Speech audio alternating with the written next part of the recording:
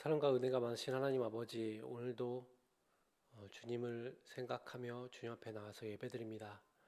비록 저희들이 함께 모여 예배드리지 못하고 각 가정에서 또한 각자의 처소에서 예배를 드려야 되지만, 그러나 주님 이 자리 가운데 임재하여 주시고 저희들의 마음 문을 여셔서 주님 만나 주시고 하나님 말씀을 통해 또 저희들의 생각과 삶이 새로워지며 저희들이 기도로 나아갈 때에 저희들의 모든 기도가 응답받는 놀라운 시간이 되어질 수 있도록 역사하여 주시옵소서.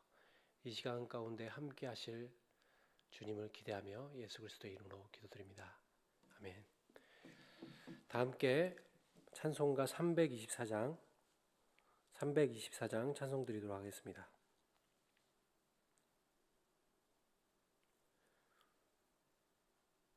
예수 나를 오라 하네, 예수 나를 오라 하네.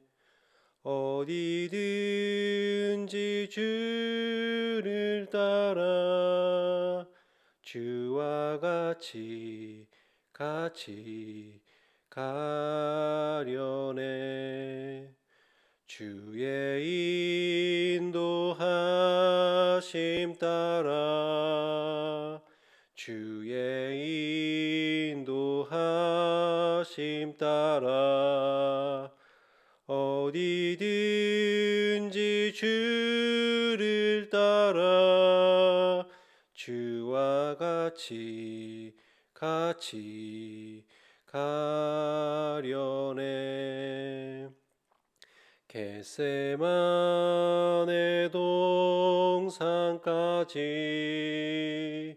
주와 함께 가려 하네.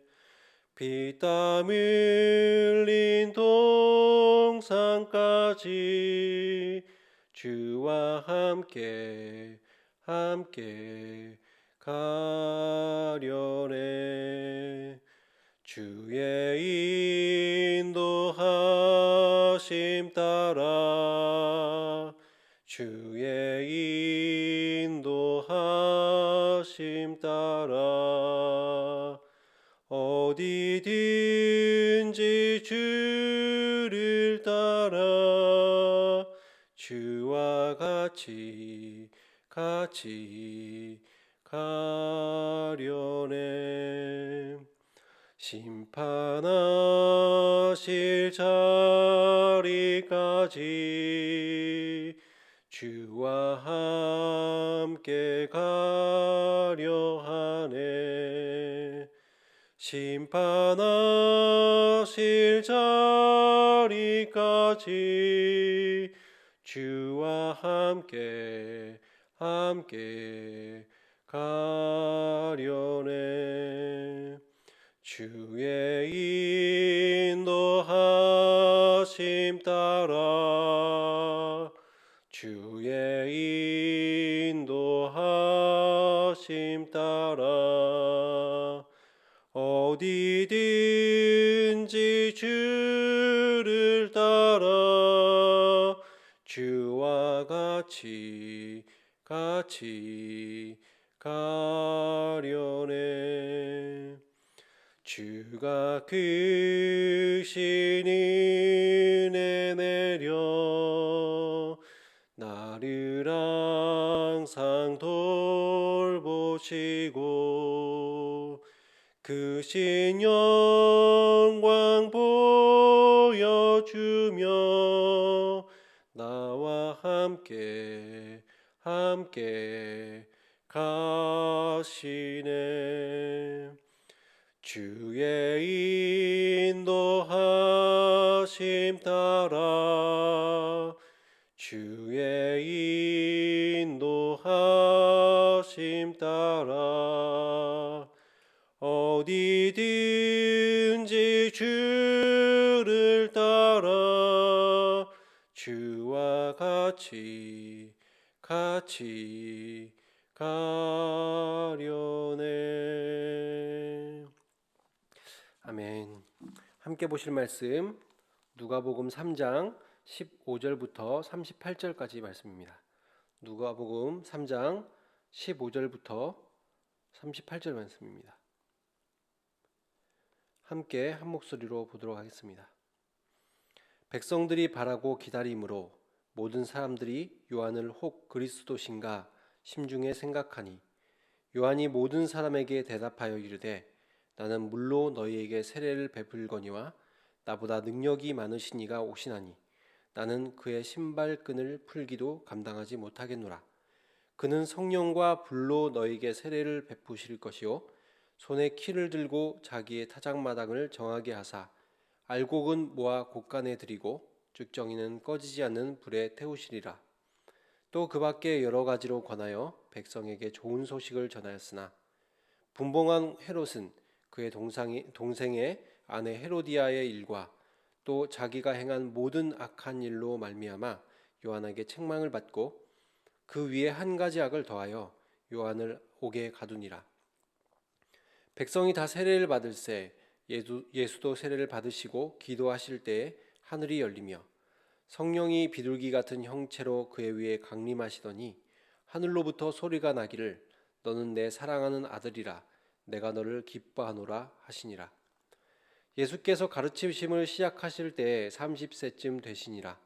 사람들이 아는 대로는 요셉의 아들이니 요셉의 위는 헬리요 그 위는 맏단이요 그 위는 레위요 그 위는 멜기요 그 위는 안나요 그 위는 요셉이요 그 위는 맏다디아요 그 위는 아모스요 그 위는 나움이요 그 위는 에슬리요 그 위는 낫게요 그 위는 마아시요 그 위는 맏다디아요 그 위는 서머인이요 그 위는 요색이요 그 위는 요다요 그 위는 요하나니요 그 위는 레사요 그 위는 스룹바벨이요 그 위는 스알디엘이요 그 위는 네리요 그 위는 멜기요 그 위는 아띠요 그 위는 고삼이요 그 위는 엘마담이요 그 위는 에르요 그 위는 예수요 그 위는 엘리에서요 그 위는 요림이요 그 위는 맏다시요 그 위는 레비요 그 위는 시몬이요 그 위는 유다요 그 위는 요셉이요 그 위는 요남이요 그 위는 엘리야김이요 그 위는 멜레아요 그 위는 맨나요 그 위는 맏다디아요 그 위는 나단이요 그 위는 다윗이요 그 위는 이세요 그 위는 오벳이요 그 위는 보아스요 그 위는 살몬이요 그 위는 나손이요 그 위는 아마나답이요 그 위는 아니요 그 위는 헤스론이요 그 위는 베레스요 그 위는 유다요 그 위는 야곱이요 그 위는 이삭이요 그 위는 아브라함이요 그 위는 데라요 그 위는 나홀이요 그 위는 수르기요 그 위는 르우요 그 위는 벨렉이요 그 위는 헤버요 그 위는 살라요 그 위는 가이난이요 그 위는 아박사시요 그 위는 셈이요 그 위는 노아요 그 위는 레멕이요 그 위는 무드셀라요 그 위는 에녹이요 그 위는 야렛이요 그 위는 마할랄렐이요 그 위는 가이난이요 그 위는 에노스요 그 위는 셋이요 그 위는 아담이요 그 위는 하나님이시니라. 아멘. 예, 굉장히 이 족보가 쭉 길게 나와서 이름들도 다양하게 많이 나오고 꼭 역사를 이렇게 거슬러 올라가는 그런 느낌이 들었습니다. 읽을 때. 아무튼 말씀을 읽으면서 이 15절 말씀을 보면 이렇게 말씀이 나와 있죠. 백성이 바라고 기다림으로. 백성이 바라고 기다림으로 무엇을 기다리고 바랬을까요? 이 유대 사회는 이 오랜 이 외세의 압제를 받으면서 또한 그동안 많은 선지자들이 예언해 왔던 것처럼 이 이스라엘을 구원하실 메시아가 나타나실 것이다 라는 것들을 믿고 있었고 또한 그것에 대한 열망, 기다림들이 있었습니다. 그리고 예수님이 오실 때는 그런 어떠한 그 메시아에 대한 어떤 열망이 최고조에 이른 시점이었는데요. 그도 그럴 것이 오랜 세월 동안 이 400년에 가까운 400년 정도의 시간 동안 이 하나님의 말씀을 선포하고 또한 이 그 메시아의 오심, 메시아의 나라를 선포해야 될 선지자가 자그마치 400년 동안 등장하지 않았고요. 그러면서 그런 어떠한 그 적막감과 어두움을 깨고 오늘 말씀에 나오는 것처럼 앞에 나오는 내용들처럼 광야에서 외치는 자의 소리, 이 세례 요한이 등장한 것이죠. 그래서 갑작스럽게 이렇게 선지자의 등장은 굉장히 유대 사회를 떠들썩하게 만들었습니다. 많은 사람들이 기대해왔고 갈망해왔던 메시아에 대한 이야기를 다시 듣기 시작했고요. 그로 인해서 어떤 사람들은 심중에 이르기를 요한이 혹 메시아가 아닌가라는 생각까지 했다고 오늘 말씀에서 보면 나와 있습니다. 물론 이제 수많은 사람들이 이렇게 죄사함을 받는 회개의 세례를 받기 위해 나왔고요. 근데 요한은 이런 일들을 겪으면서 이 사람들이 또 심중에 생각하는 모습들을 보면서 자신은 메시아가 아님을 분명히 하면서 오히려 여러분 곧 그분을 만나게 될 것입니다 라는 말씀을 선포하게 되는데요. 6절 말씀에 보면 나는 물로 너희에게 세례를 베풀었거니와 나보다 능력이 많으신 이가 오시나니 나는 그의 신발끈을 풀기도 감당하지 못하겠노라. 그는 성령과 불로 너희에게 세례를 베푸실 것이요. 이렇게 말하고 있습니다. 이것을 약간 좀 이게 딱딱한 어떤 문체로 되어 있어서 우리들에게 잘 실감이 오지 않지만 약간 의역을 하자면 이런 내용입니다. 그들이 심중에 그런 생각을 하는 것을 알고는 이렇게 얘기하는 거죠. 아니요, 저는 메시아가 아닙니다. 진짜는 제 뒤에 오십니다. 창세후 기다려온 역사의 주인공 메시아를 여러분은 곧 만나게 될 것입니다. 그는 여러분의 삶을 바꾸어 놓을 것입니다. 저는 그분의 비할 바가 아닙니다. 저는 그분의 신발끈을 풀기도 감당하지 못하겠는걸요. 지금 세례 요한은 이런 식으로 이야기를 하면서 사람들에게 내가 메시아가 아니라 내 뒤에 오실 것이다. 사실 뭐 뒤라고 해서 뭐 수십 년 뒤, 수백 년 뒤를 말하는 게 아니라 바로 요한의 사역 이어서 하시는 분이 예수님이 아니십니까? 그렇게 해서 메시아가 오실 것을 선포하였습니다. 여기 보면 이제 신발끈을 푸는 일을 얘기하고 있는데 신발끈은 보통 이제 노예가 주인이 이제 외부에서 이제 들어올 때 신발끈을 이제 풀어드리는 일을 합니다. 일 중에 한 개입니다. 여러 가지 일 중에 이 신발끈을 풀고 또 발을 씻겨드리고 하는 일이 있는데 노예로서 그것은 당연한 일이지만 당시의 사회에서 그러나 이 지금 만약에 이 요한이 메시아를 자기가 본다면 메시아와 함께 한다면 나는 이 도무지 이 메시아의 어떠한 신발끈조차도 풀기조차 감당할 수 없을 것이다 라고 지금 말을 하고 있는 것이죠. 어떻습니까? 여러분은 감당이 되시겠습니까? 만약에 내가 정말 우리들이 이 성경을 통해서 또한 개인적인 하나님과의 묵상을 통해서 하나님을 만난다고 하지만 그러나 정말 이 주님이 내 앞에 계신다고 한다면 그 앞에서 내가 그분의 신발끈조차도 감히 내가 풀 수 있을까? 지금 요한은 그렇게 이야기를 하고 있는 것이죠. 이 온 세상의 왕으로 온 세상의 주인으로 오시는 이 메시아 그분을 영접하고 준비하는 종의 일조차도 자기는 감당할 수 없다. 감당할 수 없을 정도로 벅찬 일이다 라고 지금 표현을 하고 있습니다. 요한은 계속해서 이제 자신의 어떤 사역과 이 메시아만이 하실 수 있는 사역들에 대해서 이제 구분을 하는데요. 이 자기의 사역을 이렇게 표현하죠. 나는 물로 너희에게 세례를 베풀었거니와 나는 물로 여러분에게 세례를 베풀었습니다. 내가 할 수 있는 일은 물 세례가 고작입니다. 지금 이렇게 이야기를 하고 있는 것이죠. 회개의 세례, 이게 세례를 통해서 무엇을 하고자 함이죠? 이 세례라는 것은 지금 이 요한이 세례를 준 것은 이 사람들을 하나님께로 마음을 돌이키게 하고 또한 이 메시아를 영접할 준비를 하기 위한 일환으로 해왔던 사역이었습니다. 그리고 이것이 말라기서에서 구약의 마지막에 있는 말라기서에서 예언되었던 선포이기도 하고요. 말라기서 4장 5절에서 6절의 예언에 보면 선지자 엘리야를 너희에게 보내리니 마음을 아버지께로 돌이키게 하겠다라는 말씀이 나오는데 하나님께로 마음을 일어나게 하는 그래서 메시아를 영접할 준비를 하게 하는 것이 세례 요한의 사역이었습니다. 그에 반해서 메시아의 사역은 이렇게 소개하고 있죠. 그는 성령과 불로 너에게 세례를 베푸실 것이요. 메시아의 사역을 특별히 성령의 세례, 성령 세례 사역에 대해서 이야기를 하고 있습니다. 그러면서 메시아의 사역이 성령의 사역일 것이다. 성령께서 완전히 나를 새롭게 하시고 또한 이 만물을 새롭게 하실 그 사역들을 염두에 두고 하는 말입니다. 그리고 예수님 이 사건은 실제로 그리고 예수 그리스도의 오심과 또한 십자가 부활 그 위에 있는 이 마가 다락방의 오순절 마가 다락방 사건을 통해서 실제로 이루어진 사건이죠. 성령께서 우리들의 심령을 새롭게 하시고 이 모든 만물을 새롭게 하시는 역사를 시작하셨습니다. 그리고 나서 21절에 보면 예수님이 세례를 받으시는 장면이 이제 소개되고 있는데요. 세례의 의미가 그런 것 아닙니까? 나는 이제 더 이상 죄된 삶을 살지 않겠습니다. 그리고 이제 돌이켜서 하나님의 원하는 삶대로 저희들의 삶을 살겠습니다. 새로운 삶을 살겠습니다 하는 어떠한 결단으로 받는 것이 세례입니다. 사실 그렇기 때문에 예수님께서는 세례를 받으실 이유가 없으시죠. 예수님은 죄도 없으실 뿐만 아니라 또한 예수님께서 오히려 죄 문제를 해결하러 오신 분이시기 때문에 예수님이 이 회개의 세례를 받으실 필요는 없으십니다. 그럼에도 불구하고 예수님은 이 회개 자리로 그 세례의 자리로 나오셨고요. 이렇게 세례 요한을 통해서 세례를 받을 때 이때 굉장히 놀라운 일이 일어나는데요. 오늘 말씀해 보시면 이런 말씀들이 나와 있습니다. 성령이 비둘기 같은 형체로 강림하셨다.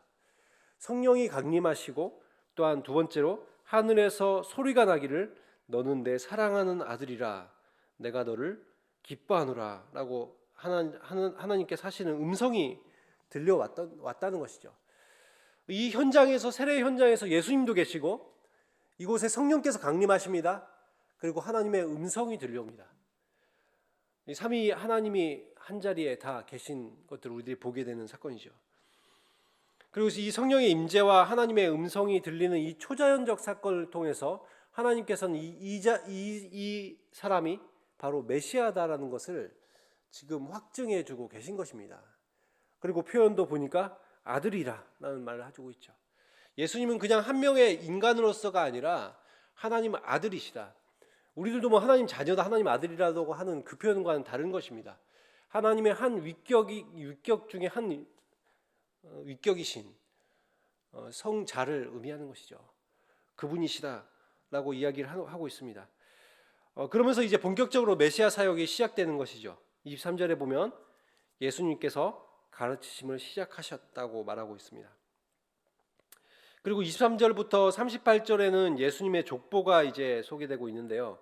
이 족보는 예수님으로부터 시작해서 보통 이제 족보는 위에서부터 이렇게 많이 기록하겠지만 여기서는 이 예수님으로부터 시작하여서 쭉 거슬러 올라가면서 38절에 보면 그 위는 아담이요 그 위는 하나님이시니라.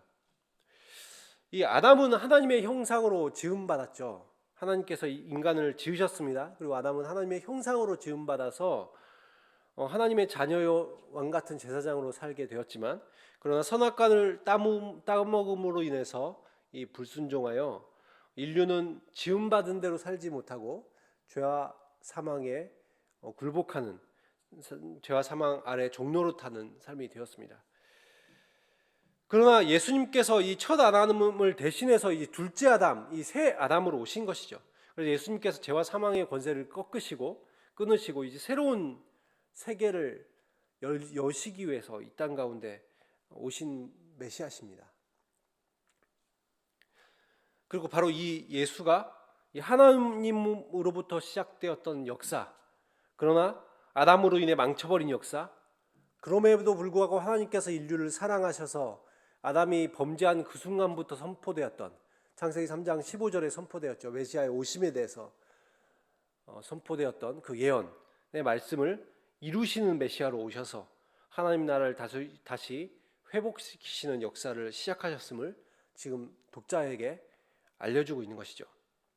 하나님의 구원의 역사는 이렇게 시작된 것입니다.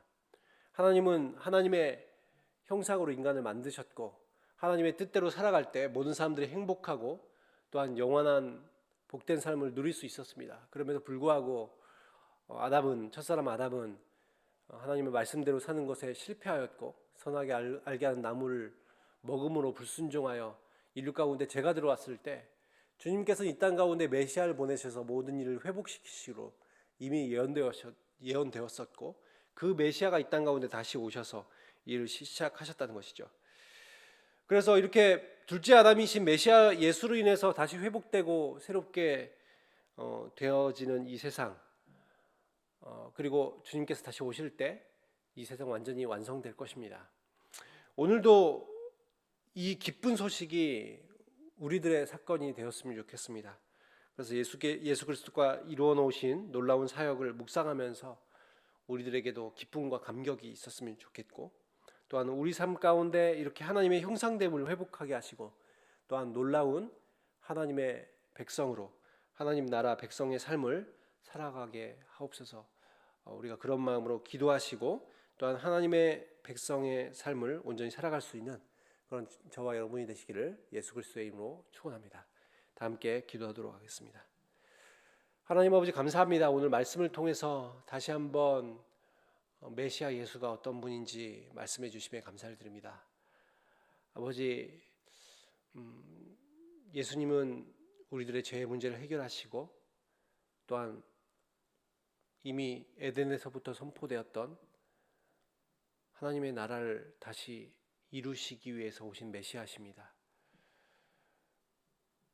주님께서 이 땅 가운데 오셔서 죄와 사망의 모든 권세들과 또한 사탄에 굴복하는 저희들을 구원하셔서 하나님의 자녀 삼아 주시고 다시 하나님의 형상다운 삶을 살아갈 수 있도록 인도하셨습니다. 주님, 우리들은 그래서 새로운 피조물이 되었습니다. 이제 그 감격과 기쁨이 저희들 가운데 있기를 원하고, 주님께서 또한 다시 오셔서 완성하실 하나님 나라를 바라보며 저희들 가운데 늘 감사와 기쁨이 충만한 삶이 되어질 수 있도록 인도하여 주시옵소서. 오늘 하루를 보낼 때도 그 메시아 예수를 묵상하며 저희들이 감격과 기쁨으로 살아가는 하루가 되게 하시고 하나님의 형상됨을 이루는 하루가 되어질 수 있도록, 그런 삶을 살아가는 저희들 되어질 수 있도록 함께하여 주시옵소서. 예수 그리스도의 이름으로 기도드립니다. 아멘. 다 함께 기도하도록 하겠습니다. 기도하실 때 첫 번째로 우리 삶 가운데 이루어 놓으신 놀라운 구원으로 인하여 기쁨과 감격이 있게 하시고, 또한 내 삶 가운데 하나님의 형상됨을 회복하며 놀라운 하나님 나라 백성의 삶을 살아가게 하옵소서 하고 기도하셨으면 좋겠고요. 또 두 번째로 코로나 상황이 속히 끝나고 일상이 회복되며 함께 모여 예배드리고 공동체의 교제를 나누는 날이 속히 오기를 위해서 기도하였으면 좋겠습니다. 세 번째로 교회를 위해서 또한 이 선교센터를 위해서도 기도해 주시고요. 나라와 민족과 북한과 세계 열방을 위해서 기도하시고, 그리고 이 개인과 가정을 위해서 기도하시면 되겠습니다. 다 함께 기도하도록 하겠습니다.